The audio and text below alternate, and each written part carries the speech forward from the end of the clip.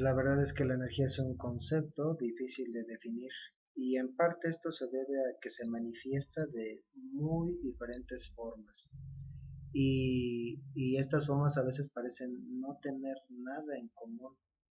Y bueno, pero entonces, ¿qué es la energía? La definición típica entonces tiene que apelar tiene que buscar algo en lo que coincidan todos los diferentes tipos de energía. Y tal vez tú has escuchado la definición típica de energía y esta es la de capacidad de realizar un trabajo. Y esto lo que quiere decir, lo vuelvo a repetirlo, capacidad de realizar un trabajo, y es más, presento la definición, ¿verdad? Eh, y bueno, tenemos dos opciones, ¿verdad? Capacidad de hacer un trabajo, de realizar un trabajo, u otras definiciones son propiedad que caracteriza la interacción de los componentes de un sistema físico que tiene la capacidad de realizar un trabajo. Realmente es pues tratar de adornar más la definición porque en conclusión ambas definiciones se pueden resumir a capacidad de realizar un trabajo. Y lo que quiere decir entonces esta definición es que si con ese algo a lo que le llamamos energía, y bueno, ahí también te puedo preguntar, ¿y qué tipos de energía conoces? ¿En qué se te viene a la mente cuando piensas en energía? Tal vez pensemos en energía luminosa, ¿verdad? Cuando prendemos un foco, la del sol, etcétera, energía eléctrica, o tal vez pensemos en algo un poco más dramático, una explosión, también ahí está involucrada la energía, reacciones químicas, es que es muy variado, es muy variado. Pero ¿cómo saber si todo eso, ese algo a lo que le llamamos energía, lo es en realidad? Entonces tendríamos que plantear la siguiente pregunta. ¿Con ese algo a lo que le llamamos energía podemos realizar trabajo? Es decir, fuerza y desplazamiento, según lo que vimos en la definición del trabajo. Si la respuesta es afirmativa, entonces es energía. Con ese algo se puede realizar trabajo, es energía, ¿verdad? Y bueno, pues aquí tenemos, les pongo unos ejemplos entre tantos de diferentes tipos de energías, ¿verdad? Y entonces con cada uno de ellos, con cada uno de estos tipos, pues podemos plantearnos esas preguntas, ¿verdad? Pero también podríamos poner este enunciado como resumen del concepto de energía, ¿verdad? Entonces esto es como una explicación de lo que es la energía. Un cuerpo tiene energía si es capaz de interaccionar con el sistema del cual forma parte para realizar un trabajo. Su característica principal, como habíamos dicho, es que se manifiesta de diferentes formas. Pero eso ya no es parte de la definición, sino simple y sencillamente es una aclaración, ¿no? Entonces, como mencionábamos, bueno, pues aquí voy a poner una serie de ejemplos de energía que pues no es una lista exhaustiva, ¿verdad? Mencionamos, es solamente un ejemplo, ¿verdad? Y entonces tenemos aquí como ejemplo la energía calorífica, el calor. ¿Cuál es la energía calorífica? Bueno, la que se obtiene por la combustión del gas natural, carbón, madera, petróleo, etcétera. Y no necesariamente tiene que haber combustión para que haya calor, que ese es otro concepto de la física que implica todo un tema y una serie de leyes relacionadas a la termodinámica, ¿verdad? Pero el calor, vamos a decir, como ejemplo, la que se produce cuando se prende algo. Con el calor se puede producir fuerza y desplazamiento, se puede realizar un trabajo. ¿Qué ejemplo se te viene a la mente? Bueno, un ejemplo podría ser un globo aerostático. Un globo aerostático se llena generalmente de aire caliente y ese aire caliente pues hace que el globo ascienda, ¿verdad? Otro ejemplo, bueno, hay unos juguetes para bebés que se llaman móviles y que aprovechan las corrientes de calor, o tal vez has notado en las fábricas que hay una especie como de ventiladores como en forma de globo y que en realidad no están accionados, sino dejan salir el calor y el calor cuando sale hace girar unas aspas. Eso demuestra que ese calor, el calor se transformó en fuerza y desplazamiento. La energía eléctrica se puede transformar en fuerza y desplazamiento, es decir, se puede producir un trabajo con él. Bueno, esa energía es la que se obtiene cuando a través de un material conductor, como dice la definición, pasa una corriente de electrones. Puede producir fuerza y desplazamiento, sí, Y ahí también tendremos que adentrarnos a otro tema de la física, la inducción electromagnética, ¿no?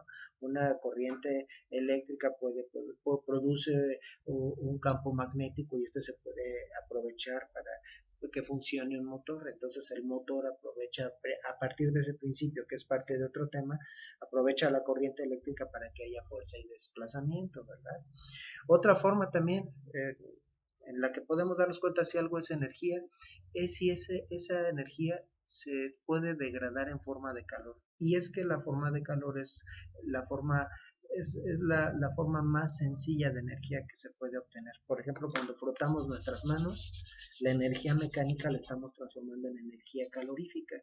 Y esto tiene que ver hasta con cuestiones de termodinámica, la entropía.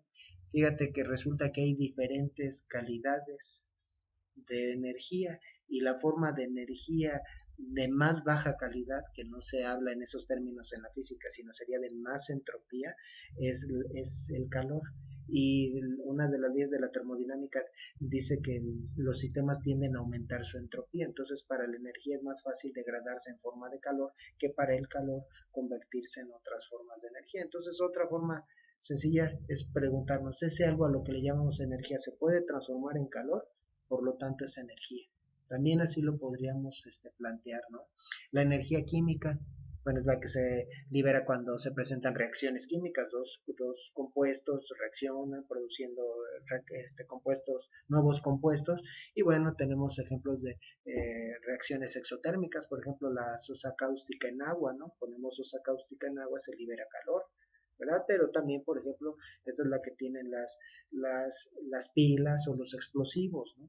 Y bueno, la verdad es que en realidad hay varias conversiones antes de que tal vez se pueda convertir en fuerza y desplazamiento. Una pila primeramente va a convertir su energía química en energía eléctrica y luego la energía eléctrica a partir de un motor puede hacer que un carrito se mueva y ahí tenemos el trabajo, fuerza y desplazamiento, ¿verdad? O ya de una manera más directa en un explosivo, un cartucho de dinamita para hacer un agujero para hacer una mina, bueno, pues puede hacer que las rocas también salgan expulsadas, ¿verdad? Metros, y entonces ahí tenemos la fuerza y el desplazamiento que necesitamos para decir que ese algo al que le llamamos energía química es energía. Se puede hacer trabajo o incluso también lo podemos plantear en términos de o se puede convertir en otros tipos de energía, ¿no? También tenemos la energía hidráulica y la energía eólica. En realidad ambas son otro tipo de energía. La energía hidráulica puede considerarse como una combinación de energía cinética y potencial que vamos a ver más adelante, ¿verdad? Pero la energía cinética es la energía que tiene un cuerpo solo por estarse moviendo en virtud de su movimiento, ¿verdad? Entonces, un coche que circula tiene energía almacenada. ¿Y cómo podría liberar toda esa energía? Pues, por ejemplo, si impactara contra un muro, toda esa energía acumulada la puede liberar de una manera, digamos, súbita. Y es difícil aprovechar esa energía, aunque en algunos vehículos se aprovecha su energía de su movimiento, ¿verdad? Y también el calor que se produce gracias a esta. Pero sí es más fácil de aprovechar la energía del aire y del agua en movimiento. El aire y el agua en movimiento se pueden conducir a través de una especie de aspas, la que se le llama turbina, y entonces esa fuerza hace que se produzca un movimiento de giro, y a su vez hay un dispositivo que se llama generador y que hace lo contrario que un motor. En un motor una corriente eléctrica se transforma en energía mecánica, en fuerza y movimiento, pero podemos hacer lo contrario. La energía mecánica la podemos transformar en energía eléctrica, ¿verdad? Entonces ahí estamos transformando la energía, ¿verdad? Y ahí tenemos otros ejemplos de energía. Entonces, en todos esos ejemplos, y hay más que se podrían investigar, uno podría preguntarse, ¿con ese algo a lo que le llamamos energía, ¿verdad? Se puede producir fuerza y desplazamiento, se puede realizar un trabajo, entonces en ese caso es la energía, es energía. Bueno, seguramente también ubicas esa imagen, ¿verdad? Son generadores eólicos. Y bueno, esto es como una introducción para hablar ahora acerca de cómo se produce la energía eléctrica. En realidad se transforma. Un principio de la física muy conocido es que la energía no se crea ni se destruye, solo se transforma, ¿verdad? Entonces constantemente se está transformando la energía.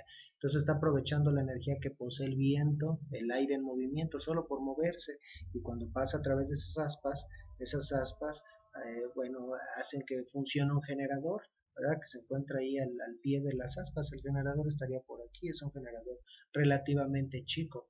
Y ese generador funciona al revés de cómo funciona un motor. Piensa en tu licuadora. Tu licuadora, ¿cómo funciona? Recibe, ¿qué entra y qué sale, por decirlo así?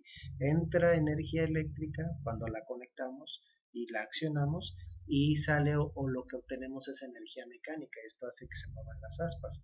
Un generador funciona al revés. La energía mecánica puede producir energía eléctrica, como habíamos mencionado, ¿verdad?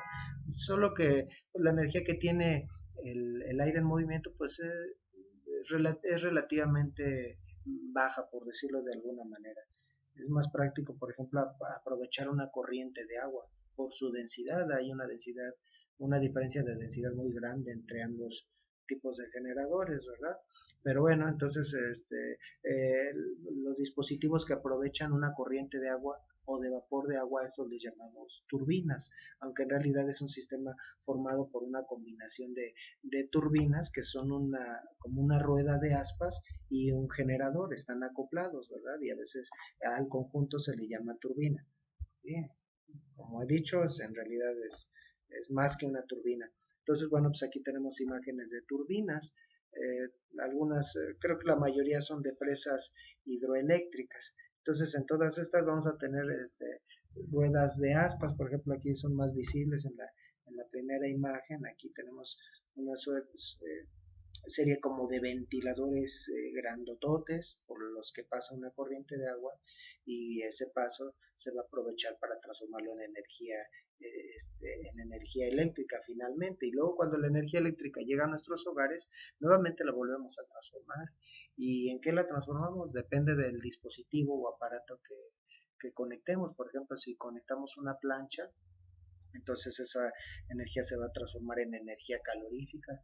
Una televisión, bueno, se va a transformar en luz y sonido, que también son formas de energía, ¿verdad? Y siempre hay una parte que se disipa en forma de calor. Si acercamos las manos al refrigerador, a la parte de atrás de una televisión, vamos a percibir cómo está disipando calor, porque como mencionamos, es la forma en la que más fácilmente se degrada la energía, ¿verdad? Que es la de mayor entropía. Entonces, bueno, la energía se está transformando constantemente, pasa un chorro de agua, ¿verdad? Solo en el caso de las presas hidroeléctricas, lo que pasa a través de las turbinas es agua líquida y a temperatura ambiente. Pero en la mayoría de las plantas eh, generadoras de electricidad, lo que pasa es una corriente de vapor de agua. El agua se calienta de tal manera que tenemos agua a grandes presiones, y esa agua a presión pasa por la turbina y hace funcionar el generador. Y lo que hace la diferencia entre uno y otro tipo de plantas que utilizan el vapor de agua es cómo se calienta el agua. En el caso de una presa nucleoeléctrica, ahí lo que se hace es a través de reacciones nucleares, ¿verdad? Calentar el agua. En una termoeléctrica, y que lamentablemente en México es el tipo de plantas más comunes, se utiliza algún tipo de combustible, gas natural u otro, y se utiliza para calentar el agua en calderas, y el vapor de agua hace lo mismo, ¿verdad? Y bueno, con la consiguiente generación de contaminación, y además de que son plantas en las que pues el costo es muy elevado por los combustibles que se tienen que utilizar, ¿verdad? En una geotérmica, esas son unas plantas también muy buenas, por decirlo de alguna manera. Bueno, sabemos que la superficie de la Tierra es sólida, pero que por debajo de la superficie pues tenemos un manto, un núcleo, digamos, que es como roca fundida y metales fundidos, ¿verdad? Del núcleo. O el interior, vamos a decirlo, porque tal vez estamos cometiendo ahí una imprecisión. El interior pues es roca fundida. Es más, vamos a ponerle aquí colorcito de lava.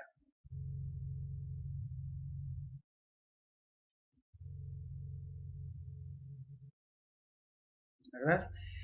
Entonces, pues hay calor en el subsuelo y se puede aprovechar, pero es más fácil aprovecharlo en regiones donde la corteza es más delgada, porque la corteza no es homogénea, no es igual de delgada en todas partes, ¿verdad? Hay zonas en donde la corteza tiene adelgazamientos. Y por ejemplo, en esas regiones podría ser que hubieran aguas termales debido a que el calor del subsuelo está más cerca de la superficie, ¿verdad? A lo mejor podemos encontrar una zona donde haya oquedades, una cosa así, por ejemplo, ¿no? Y entonces pues ahí el magma está más cerca de la superficie, como hemos mencionado. Entonces ahí se puede construir una planta nucleoeléctrica, ¿verdad? Ahí lo que harían los ingenieros sería introducir un sistema de tuberías que pasen por el interior, una tubería que pase por el interior y que se aproxime todavía más a esa zona muy caliente, ¿verdad? Y entonces, bueno, se hace circular agua, cuando se acerca a esa zona muy caliente se va a calentar, se va a evaporar, de tal manera que se va a expulsar vapor de agua a alta presión. Entonces, es un tipo de planta muy práctica porque estamos aprovechando energía gratuita, la del interior del subsuelo, y no necesita un costo de operación tan elevado como el de una planta termoeléctrica en donde permanentemente se tiene que estar suministrando combustible para generar ese calor. Hay que aprovechar el calor del subsuelo, es una de las mejores plantas. También las plantas o las celdas solares, las celdas que aprovechan la energía del sol, tienen su lado negativo, ¿verdad? En primer lugar, no se puede obtener tanta energía de una celda como de una planta que utiliza generadores y turbinas. Y además, con el paso del tiempo, esas celdas van perdiendo su eficiencia, de tal manera que llega un punto en el que se tienen que desechar, así como la pila de un celular, aunque sea recargable, eh, ya después no conservan la carga, ya son inútiles y el problema es que así, al igual que las pilas, las celdas solares son residuos peligrosos que dañan al ambiente, entonces también tienen su inconveniente, ¿verdad?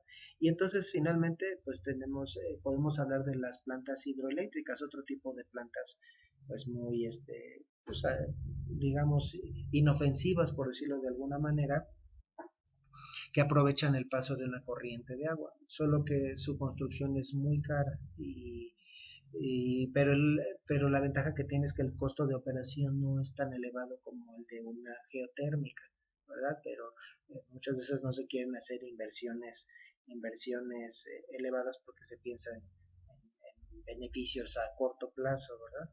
Entonces ahí, por ejemplo, para decidir dónde se va a construir una presa hidroeléctrica, ¿verdad? Que es como un lago artificial que se produce, ¿verdad? A toda esa inundación, los ingenieros, los topógrafos, consultan precisamente mapas topográficos en los cuales el relieve se representa con una serie de líneas a las que se les llaman curvas de nivel, ¿verdad? Entonces ahí podríamos tener una situación como eso. Cuando veamos un mapa en donde tenemos líneas, cada línea representa puntos del terreno que se encuentran a la misma altitud. Luego estos mapas tienen una serie de numeritos para indicarnos la altitud con respecto al nivel del mar. Aquí tendríamos un declive, ¿verdad? Por ejemplo, si echáramos agua en esa zona del mapa, escurriría. ¿Hacia dónde? Tendríamos que ver cómo van los niveles de las curvas de nivel. Esto es parte de la clase de geografía. Digamos, aquí tenemos un 500 y aquí tenemos un 550 y aquí tenemos un 600, por decir algo así. Entonces quiere decir que a medida que nos movemos en esta dirección, vamos elevándonos más. Esto representa la altitud sobre el nivel del mar, ¿verdad? Entonces, bueno, por ejemplo, en este tipo de mapas, ¿cómo se vería un lago o una montaña? Prácticamente tendría las mismas características. Si tenemos una serie de curvas de nivel cerradas, pues aquí podríamos tener o una depresión o una montaña. ¿Qué sería en este caso? Necesitamos ver cómo van los valores de las curvas de nivel.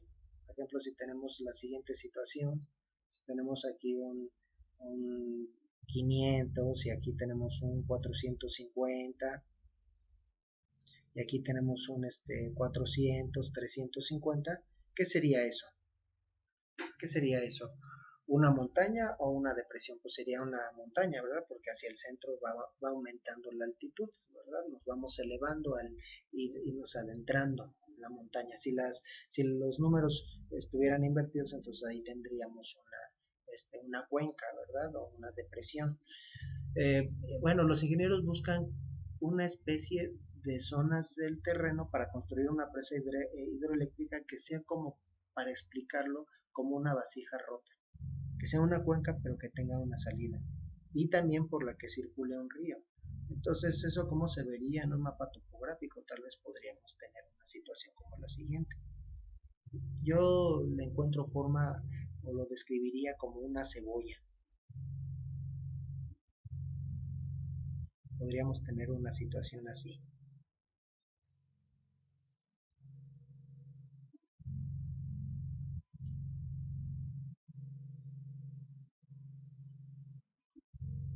Vamos a ponerle otra más. Y luego por acá vamos a poner una cosa rara. Entonces, aquí tenemos una depresión del terreno. Entonces, tal vez el agua escurre por las laderas, se concentra en el centro y luego sale por esta depresión. Ahí tendríamos una abertura. Entonces, ¿qué hacen los ingenieros? Lo que hacen es imitar a los castores, algo que hacían los castores desde mucho tiempo antes que lo hicieran los ingenieros, poner un tapón. Entonces aquí ponemos un tapón, pero esto va a producir una inundación, ¿verdad? Y a ese tapón se le llama cortina de la presa. Esto va a producir una inundación, ¿verdad? Aquí vamos a tener tal vez una segunda parte. Entonces, y puede ser que esa zona del terreno tenga más salidas. El agua saldría por otro lado, entonces aquí tendríamos que poner un segundo tapón, tal vez no tan alto como el primero, de tal manera que ahí se estanque el agua para aprovechar su paso a través de una turbina, ¿verdad? Entonces, cuando el agua empieza a subir su nivel, empieza a adquirir un tipo de energía al que le llamamos energía potencial, de la cual vamos a hablar más adelante, cuando el agua pasa por una serie de tuberías que van por el interior de ese tapón al que se le llama cortina de la presa, a toda la inundación se le llama presa y al tapón se le llama cortina de la presa.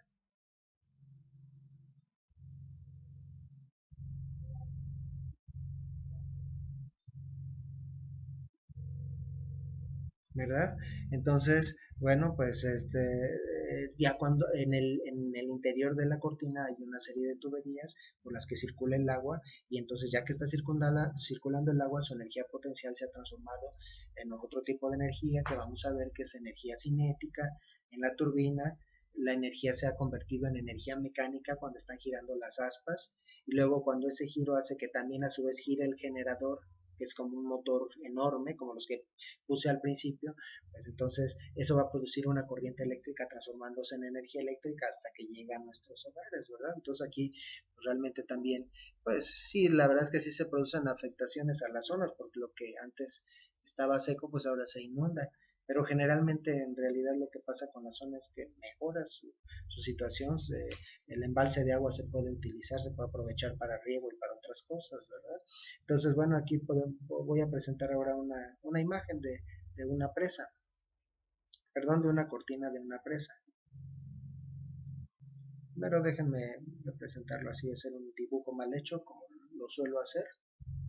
El tapón, la cortina de la presa, suele tener esta forma. Entonces la estructura de la cortina de la presa sería más o menos así, ¿verdad? Entonces tiene forma como de una rampa por varias razones. Por ejemplo, eso le da estabilidad. Entonces el agua se estaría, aquí esto representa que el agua que se estancó, pues, pero esto generaría un empuje en esta dirección. Entonces el tener esa forma le da estabilidad, impide que se voltee, ¿verdad? Aunque hay otro tipo de estructuras, unas que tienen forma de cascarón, ¿no? Como unos arcos invertidos en contra del agua, eso también le da cierta resistencia. En el interior de la presa van una serie de tuberías que, bueno, aquí está un esquema de una manera muy simple y en donde va a circular el agua y el flujo del agua va a hacer que giren las turbinas y todo lo que ya habíamos explicado previamente. Aquí tendríamos una serie de tuberías. Viéndolo de frente, ¿verdad? Esto, aunque se ve vertical, esto sería una rampa, ¿verdad? Entonces tendríamos una cosa así como unos castillos. Y esto está hecho así para que si el agua rebasa cierto nivel, entonces el agua se empiece a derramar por esta parte, ¿verdad? Aunque en realidad ese flujo de agua ya no se podría aprovechar. Viéndola de frente, pues en el interior pues, saldrían aquí también chorros de agua, pero ese es los chorros que no se verían por si es que está circulando el agua por arriba, por los rebosaderos de arriba, no se vería ese flujo, pero este es el que se aprovecha en las turbinas para producir la energía eléctrica, ¿verdad? Y bueno, aquí tenemos finalmente una imagen ya de una presa real, como se ven, y que seguramente será algo muy diferente a lo que te imaginabas, porque mis dibujos son muy malos, pero bueno, eh, se hace el intento. Aquí tenemos la cortina de la presa, ¿verdad? Ahí están los rebosaderos, ¿verdad? Y el agua se desfoga o se derrama pues en lo que seguramente antes fue un río, ¿verdad? Un detalle también interesante, así como se hace la construcción de la presa, si durante esta se va a producir una inundación, bueno, luego se tienen que hacer, digamos, como unos túneles secundarios y solo durante la obra para desviar el cauce de un río por otra zona y se permita la construcción de la presa, ¿verdad? Entonces, bueno, aquí tenemos la forma en la que se transmite o se convierte la energía eléctrica, pero siempre es a través del flujo del agua o del paso del agua o del aire, ¿verdad? En los generadores eólicos. Este es el concepto de energía, como hemos visto, pues es un concepto muy amplio. Todo esto que hemos mencionado, pues lo hemos dicho de una manera muy superficial. Cada uno de estos temas, una presa hidroeléctrica, una núcleo eléctrica, etcétera, pues cada una serían para estudiar ahí más a detalle, ¿verdad?